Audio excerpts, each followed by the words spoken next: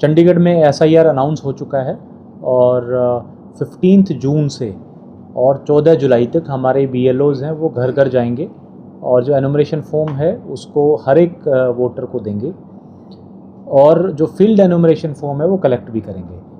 जितने सारे इस तरह के एनुमरेशन फॉर्म्स कलेक्ट होंगे उन सब का एक कंपाइलेशन करके और 22 जुलाई को ड्राफ्ट रोल पब्लिकेशन किया जाएगा और उसके बाद 1 महीने का समय होगा क्लेम्स एंड ऑब्जेक्शंस देने का। क्लेम्स एंड ऑब्जेक्शन सुन के और ERO उसको डिसाइड करेंगे और उसके बाद एक फाइनल रोल 22 सितंबर को पब्लिश होगा।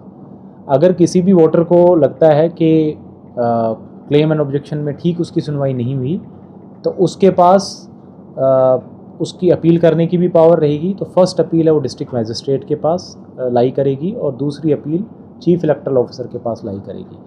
जब BLO डोर टू डोर जाएंगे तो उसमें अगर कोई वोटर उस समय नहीं मिलता है तो एनुमरेशन फॉर्म को वो उसके डोर के नीचे स्लिप करके वहाँ छोड़ करके आ जाएंगे।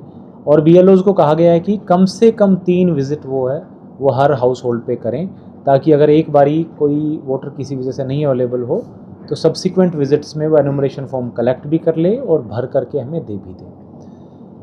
एनुमरेशन फॉर्म्स के साथ साथ एक डिक्लेरेशन जो है वो फिल होना ज़रूरी है।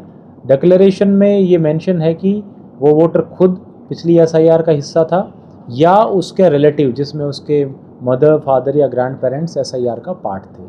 अगर डिक्लेरेशन फॉर्म जो है वो नहीं फिल होता तो उसके बाद ERO, AEROs उस वोटर को नोटिस इशू करेंगे और उस नोटिस के जवाब में उसको अपने बर्थ का, सिटीजनशिप का एक डॉक्यूमेंट देना होगा।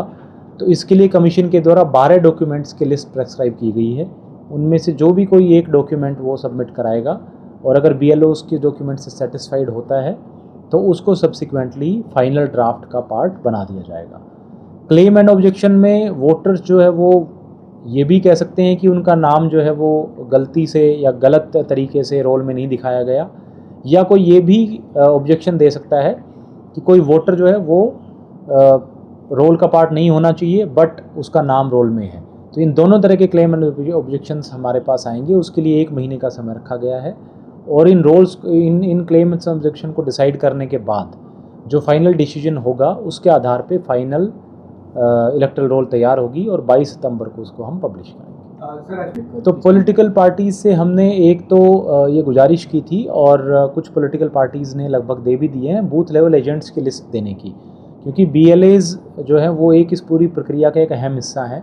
वो BLOs के साथ मिलकर के काम करेंगे। तो एक तो हमने रिक्वेस्ट की है पॉलिटिकल पार्टीज से कि वो BLAs की लिस्ट हमें दे दें और हमने 29 मई को बूथ लेवल एजेंट्स का के लिए एक ओरिएंटेशन सेशन रखा है, ताकि SIR की सारी जो रूल्स हैं, नियम हैं, उसके बारे में हम इनको बता पाएँ।